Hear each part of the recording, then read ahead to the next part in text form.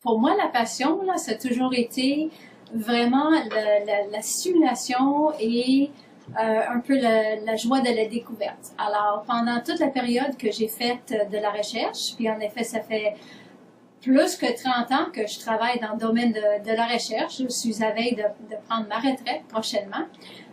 Que c'était toujours la stimulation, cette idée qu'à chaque matin, quand j'arrivais au travail, on avait toujours des idées, des plans, des recherches, des nouvelles choses à les découvrir. Alors, à chaque matin, on rentre, souvent, j'ai tendance à parler avec les étudiants et on se parle un peu de qu'est-ce qu'on va faire aujourd'hui, qu'est-ce qu'on va faire prochainement, dans les prochaines semaines, dans les prochains mois, et toujours avoir un peu une vision de qu'est-ce qu'on cherche, où on veut aller.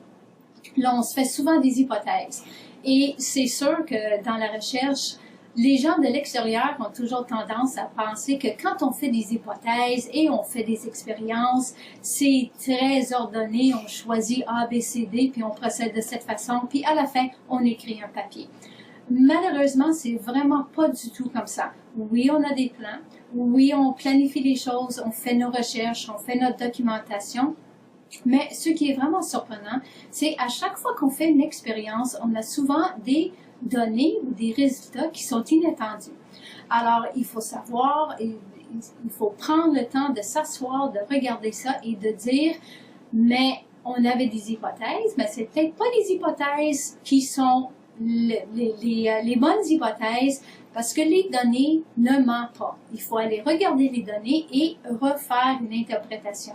Et je peux dire que souvent, le soir, les fins de semaine, quand je suis à la maison ou je suis à l'extérieur, je suis toujours en train de mijoter ça un peu à l'intérieur. Je suis en train de penser, mais peut-être je devrais faire ci ou peut-être je devrais faire ça.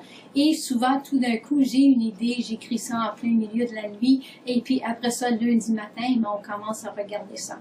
Alors, c'est vraiment, on est plus un peu, c'est un genre de chasse au trésor parce qu'on est en train de suivre, on a des indices, on suit les données qu'on a, on fait des interprétations, puis par après, on s'en va chercher autre chose. Et c'est peut-être pour ça que si on dit, mais ça fait plus que 25 ans que tu fais de la recherche, c'est pas monotone, ça se répète. Mais non, à chaque jour, on dirait que c'est quelque chose de complètement différent. Alors, pour moi, c'est quelque chose que j'ai trouvé très stimulant. Puis je dirais surtout la stimulation, ça vient pas juste selon mes idées, mais c'est vraiment selon les étudiants. Puis c'est sûr, avec les étudiants qui font des doctorats, ça change à chaque 2-3 ans, on a d'autres étudiants qui rentrent. Et puis c'est souvent les étudiants qui arrivent avec des idées qu'ils ont eues, soit en lisant un papier, ou parce qu'ils ont été à une conférence nationale ou internationale, ils reviennent plein d'idées. Et je dirais souvent, si je regarde les papiers qu'on a publiés, c'est pas mes idées. C'est les idées des étudiants, des collègues, des gens avec qui on a fait des collaborations puis des interactions. Et ça vient vraiment de là, la stimulation d'aller faire de la recherche. Mais pour moi, si je résumais ça dans une phrase, ce que j'ai eu, c'était vraiment la joie de la découverte. Et c'est vraiment ça qui m'a stimulée. Alors, si je disais quelque chose, que ce soit un étudiant, et j'avoue que j'ai dit la même chose à mes enfants quand ils grandissaient aussi, c'est de trouver quelque chose qui te donne le plaisir de travailler.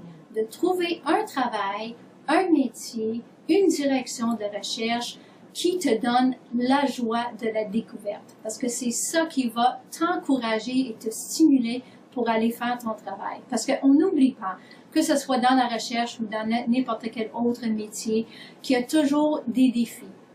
Dans la recherche, il y a toujours des problèmes de se trouver des postes, d'avoir de l'argent pour travailler, de faire des demandes de fonds. Parfois, on dirait que ça finit jamais de faire des demandes de fonds.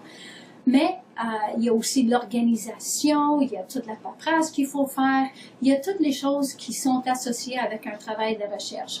Alors, pour toutes les choses qu'on n'aime pas faire, mais qu'il faut faire, il faut vraiment avoir la compensation et la stimulation d'aimer qu'est-ce qu'on fait. Alors, je dirais ça pour n'importe qui, que ce soit quelqu'un qui travaille en recherche ou quelqu'un qui travaille en enseignement ou en administration peu importe le domaine où on travaille, c'est de trouver quelque chose qui nous stimule à chaque jour. Et pour moi, dans la recherche, c'était vraiment la joie de la découverte qu'on avait à tous les jours.